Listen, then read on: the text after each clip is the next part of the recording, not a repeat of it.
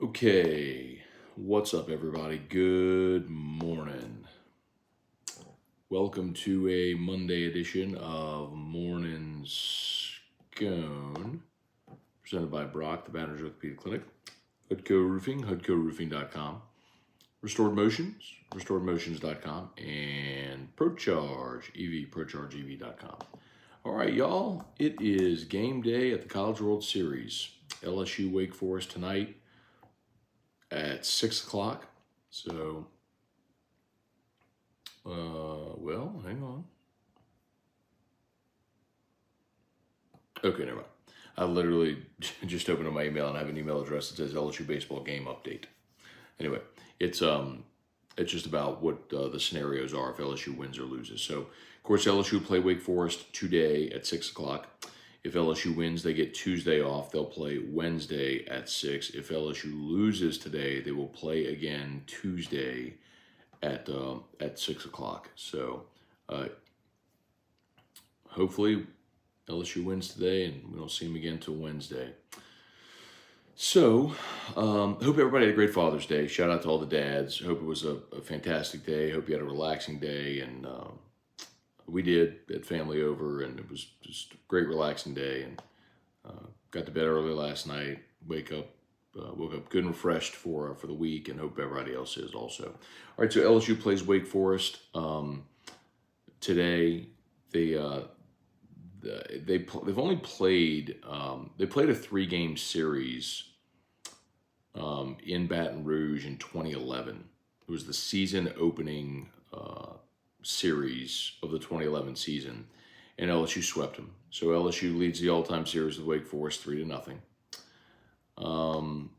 Wake is really good. I mean, we've talked about it a little bit here, but they're the number one national seed. They're number one in all the polls. They hit 308 as a team. They have 130 homers as a team. The staff has a cumulative ERA of 2.82. They are just really good. They hit 1 through 9. They hit with power. They have a bunch of arms. They can really pitch it. You have your work cut out for you tonight against Wake Forest, no doubt about it. So Ty Floyd will be on the bump for LSU. That's not announced, but we all assume that's the direction LSU is going to go. So let's see how they can do. If they go out and win tonight, you're in the driver's seat. The 1 o'clock game today, of course, is the Stanford-Tennessee game. So the loser of that game is eliminated. The winner of that game will play the loser of tonight's game between LSU and Wake. So, all right. Let's say some good mornings here and see what y'all got. We'll roll along. If you're on YouTube, please smash the like button, subscribe up to the channel. Facebook, please like the page, share the post. We appreciate y'all for being there. Thomas Spienza, good morning. Damon Gilmore, Gregory Gordy, Trivia Carter, Travis Michael, Leon Williams, Kirk Taylor, Wendell Norman, good morning, y'all. Justin Day, good morning. Good morning, good morning. Juan, Matt, I should have stayed an extra day in Omaha. I'm in pain. So Juan made a 24-hour trip. Flew to Omaha, went to the game Saturday, flew back Sunday. So, God bless, dude. I bet y'all heard a little bit of work today, but we'll all rally, man. Get you some coffee and rally. Pump some fluids. Excuse me. Kirk Taylor, it's the most important game in the CWS, battle for the catbird seat. Spurge, good morning. Things have been exciting in Omaha. Spurge, you up there, man? Or are you just relating us to things being exciting watching? I mean, look, yesterday, obviously, you had another really good day. The College World Series has absolutely delivered. I mean, you had 8 really good teams, obviously, and the games do just continue to deliver, which is pretty cool to see. So, We did keep our eye on the games yesterday for those that maybe weren't locked in. TCU eliminated Virginia 4-3. Another pretty close, another one-run game. And Florida beat Oral Roberts 5-4. So every game at the College World Series, and Oral Roberts rallied in the ninth and darn near overtook them. But every game at the College World Series has been a one-run game, except for LSU's win over Tennessee, the 6-3 win. Oral Roberts rallied to beat TCU 6-5. Florida rallied to beat Virginia 6-5. Wake Forest rallied to beat Stanford 3-2. LSU beat Tennessee 6-3. And then yesterday, TCU beat Virginia 4-3, and then Florida beat Oral Roberts 5-4. So every game has been a one-run game, except for LSU's 6-3 win over Tennessee. Baby Bobby, good morning. Boondocking and rocking. Gregory Gordy, bring out the Rally Frogs. Weston Weaver, good morning. Donovan Adams, good morning. Nick Newbill, good morning. Been saying it the last few days, my opinion, if we beat Wake Forest, we'll win the Natty. Nick, I mean, I don't want to like poo-poo you, but that's not exactly a unique thought. I mean, it's if you don't win today, I know we've talked about it a ton, but I don't see a path for LSU out of the losers bracket. So obviously, if you lose today, I don't know that there's really a path for LSU. If you win today, you're obviously in the driver's seat, and someone's gonna have to win a game Tuesday while you rest and come back and beat you twice. And I think that's just gonna be really hard to do. And then yes, if that transpires, then if you were to win today, win Wednesday, then you're off Thursday, Friday. You play Saturday, and you have full Skeens at full rest, ready to roll. And yeah, so yeah, Nick. I mean, it's it's. I mean, it sounds kind of obvious to say, right? But the odds go heavily in your favor, right? If you start 2-0. Deborah Coward, hey Dad, good morning. Earl, good morning.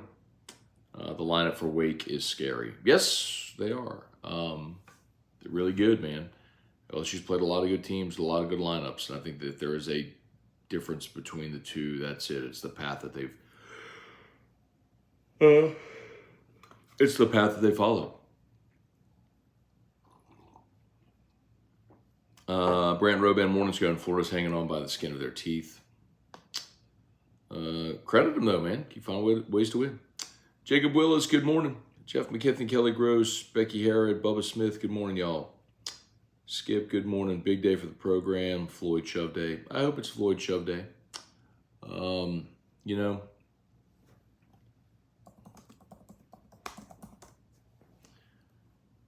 Floyd didn't have his best stuff against Kentucky. He wasn't bad, but of course gave up the 3 solo homers. But LSU offensively just had plenty enough behind him. If we look back, against Oregon State, he only gave you 3 innings because of the rain. Pitched 5 innings in the SEC tournament against A&M, 1 run on 3 hits, 7 strikeouts is very good. Against Georgia, he went 7 innings, 4 runs, 5 hits. Gave you 6 innings against Mississippi State. 1 run was very good. That was the game where the bullpen blew it, the game 2. At Auburn, he only gave you 3 2/3. Alabama was not very good. Gave up 6 runs and 2 2/3. But before that was the Ole Miss game where he gave you 8 1/3. His best outing of the year. 3 runs on 5 hits. He was awesome. Struck out 8. And I'd even throw an asterisk by the Auburn one where he gave you 3 2/3 because that was the game where he had 9 strikeouts with 3 2/3. And then there was the balk controversy and the game halted for like 9 minutes and he never got back on track after that. But then the next 2 weeks, he came back and pitched exceptionally well. So really the Bama game was the last time I could say he really didn't pitch well. So of his last 1, 2, 3, 4, 5, 6, of his last 8 outings, you've really had 1 shaky outing. It was that Bama outing. So, yeah, man, let's hope Ty Floyd stays to form and pitches really well today. Right, smash that like button if you would on YouTube. Subscribe to the channel, Facebook. Please like the page, share the post. I'm happy to fire up a post game show again tonight if y'all are down. It should be around, I would guess, 9-ish, but I'm down to fire up a post game show if y'all are here for it. Lane O'Glee, morning, Matt. Been a heck of a weekend up here in Shreveport with the weather. Thank God for game day. Yeah, man. Hope everybody's okay up there. I know our HUDCO North team was kind of filling us in that it was pretty bad up there. So hope everybody stayed safe, and you made it through okay. I know that there were certainly points here, north of Baton Rouge, Zachary, St. Francisville, that they got really, really hammered as well.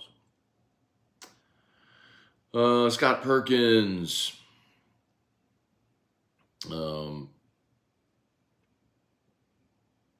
Spurge, what do you know about the starting pitcher? So I'm assuming you mean for Wake. So,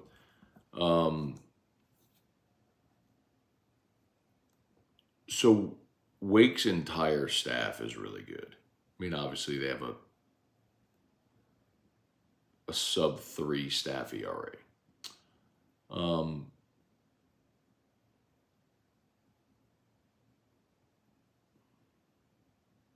My apologies. Hang on one second.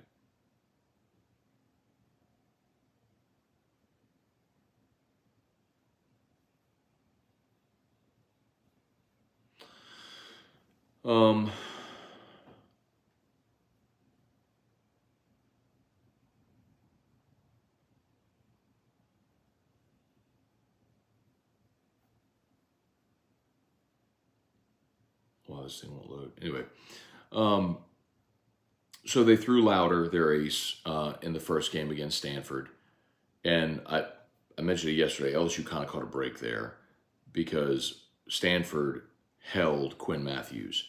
And so had Stanford held on and pulled that upset, LSU in the winner's bracket game would be facing Stanford's ace, the one that threw 156 pitches last Monday.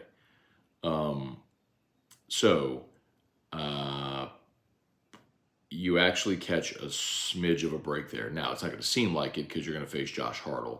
And he's a lefty who has thrown 96 innings, 130 strikeouts, and 96 innings pitched. He's got an ERA of 2.8, 11-2 on the season.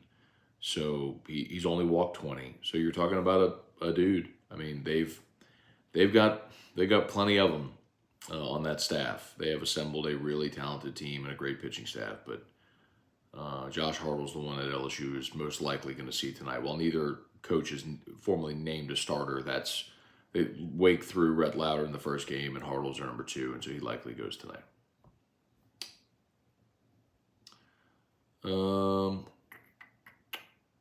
Brian Wynn, good morning.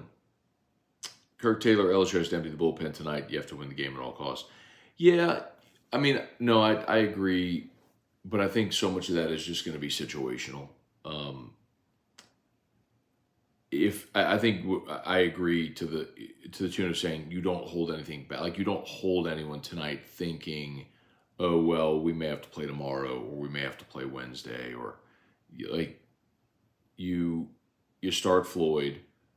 If your best option after Floyd is Hurd, you go to him. If your best option is Cooper or Ackenhausen, you go to him. You don't think in terms of who am I going to throw tomorrow or Wednesday. You think in terms of how do I win this game. Now, that really only comes into play if you're leading or if it's a close game.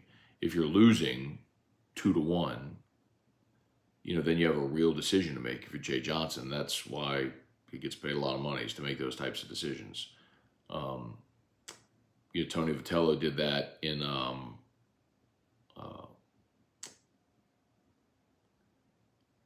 the Clemson game, the one that went 13 innings or whatever it was. He went to Chase Burns out of the bullpen, so he burned his number 3 starter out of the bullpen to win that marble game against Clemson. And it worked.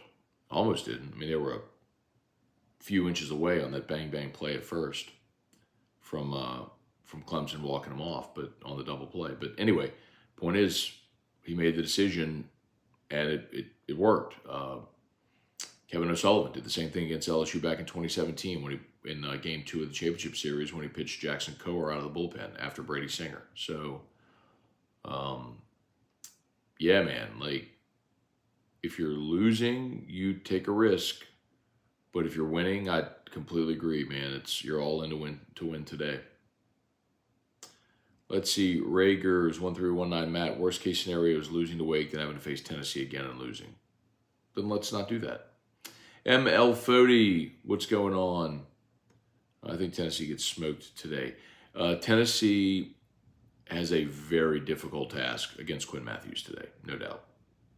Scott Perkins, they play in the week conference, which made me smile, but they beat Alabama 21-5, so that gave me the creeps. Go Tigers, beat this juggernaut. Wake reminds me of Cal State Fullerton years ago. Grant Campbell prediction for LSU. Yeah, I think you're going to see another close game. I mean, I don't think that this one gets away from either team. And I do think you're probably looking at a game that in the 7th or 8th inning, you're into bullpens. Which team breaks through against the other's bullpen? That's probably a game you're looking at. Wake's a slight favorite, and I totally understand why they are a slight favorite in the game. I would really like to see LSU get going early against Hartle.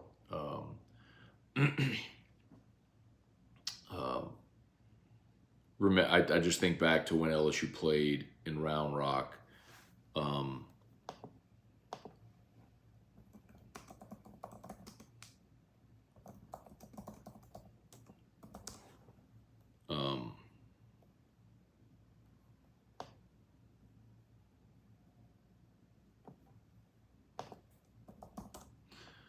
Trying to get the stat line. Remember they played Iowa and they faced the big lefty who had like, not that any of us want to go over the stat line again, but LSU struck out like 15 or 16 times in that game. Here you go. Not that you want to relive it, but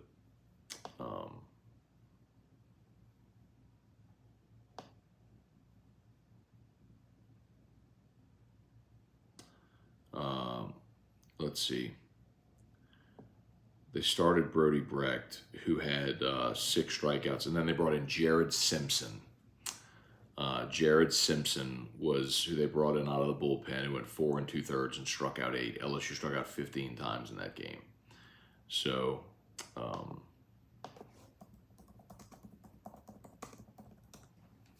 it wasn't even Brody Brecht. Brecht was plenty good against LSU, but. Well, let me rephrase that. If you remember the game, and I'll never forget it because we were flying home from Napa. I was watching the game on a plane. Brett could not, every hitter, it felt like it was either a strikeout or a walk. And I'm looking at the line score here. He struck out 6 and walked 8 in 3 1/3. In 3 1/3, he walked 8 and struck out 6. And then they went to Jared Simpson, who went 4 2/3 and struck out 8. He was really good. So that was the lefty they brought out of the bullpen. So let's hope LSU fares better against the lefty today than they did that day early in the season. All right, a couple more here, and then I got to go get Drew up and get him to school. Michael Arthur, Jamie Leday, Kelly Presley, Paul Losi, Tim Forshea, good morning. You know anything about the kid from NC State, Cannon Peebles, entering the portal? I can't say that I do. Sorry, Tim. I'll dig a little deeper on that when I have a chance. Candidly, I just haven't been keeping a close eye on the portal. I just know some of the SEC guys that I knew were going in, and like Colby Shelton, who I know LSU's after. But I'll do my due diligence there. David Tolson, seems the national sports media is very interested in Zion being traded. Do you see a draft day scenario where that happens? The reports that I heard last week were that it seemed like the possibility of Zion being traded was dead. I believe maybe that was Tim McMahon and Andrew Lopez, maybe on Friday, who were reporting that. But maybe Shams. But anyway, I absolutely believe that they explored it. And I'd rather trade Zion than trade Brandon Ingram at this point. And no, I don't think they get the deal done. I think Zion will be back. Let's see. Scott Perkins, LSU 14-4. From your keyboard to God's ears, Scott, please, I would love a 14. I would love LSU to go put up 14 runs tonight. You know, you want to know the easiest way to assuage any concern that fans have about LSU staff or bullpen at points? Go score 14 runs tonight. That'll do it. Crying belly. It doesn't even feel like game day.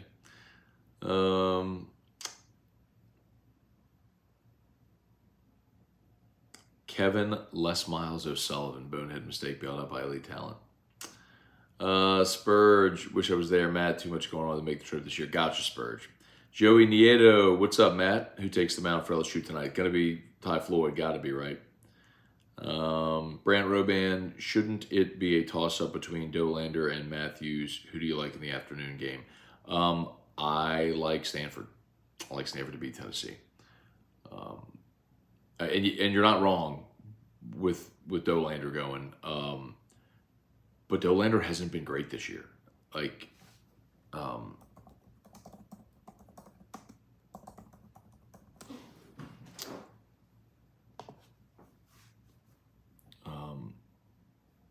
Dolander is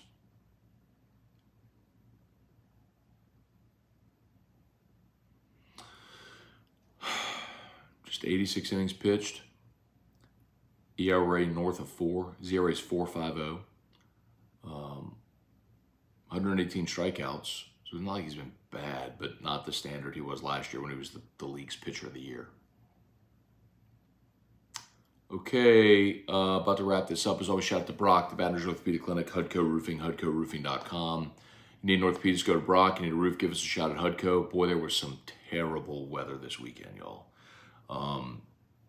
If it was you, a family member, friend, coworker, whoever it may be, let them know. We'd love to help them out. Hudco Roofing, HudcoRoofing.com. Do business with someone you know. Hudco Roofing, HudcoRoofing.com. Hudco is pinned in the chat. Gregory Gordy, Matt, did your grandpa tell any interesting stories yesterday? He did. He talked to me about being in Mexico and touring breweries in Mexico 50 years ago, and recalling the beers that he tried there, and one of the best beers he ever had. I mean, if you missed to talk about my Gramps, who's who he'll be 91 in October, and you know, so sharp here. I love, and he just always tells stories. So some people were saying, "Hey, get Gramps on Morning Scone one day." So I told him that, and he laughed. But yeah, Gramps always tells. I love his stories. His recall is amazing. Leon Williams, after watching Florida last night, I'm more scared of Oral Roberts because they don't quit, and our veteran club should not have been a 4 seed at all. Yeah, man. I mean, it's what happens when your RPI is in the tank, but they won 50 games, and they're a really good team. They are a lot like that Coastal Carolina team in 2016. It's just all 4th and 5th year guys. They are very unafraid.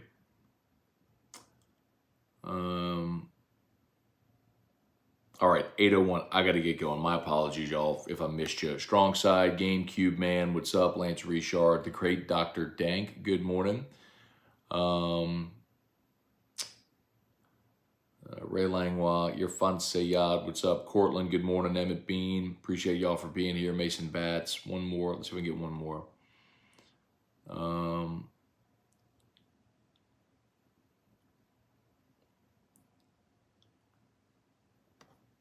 All right, I hear Drew's backpack beeping, and also I got to go get him up and get him out to get him out to school. So y'all have an awesome day. Thanks so much for watching. I will get you an LSU Daily coming up here in just a little bit, and then AFR 3. See y'all. Peace.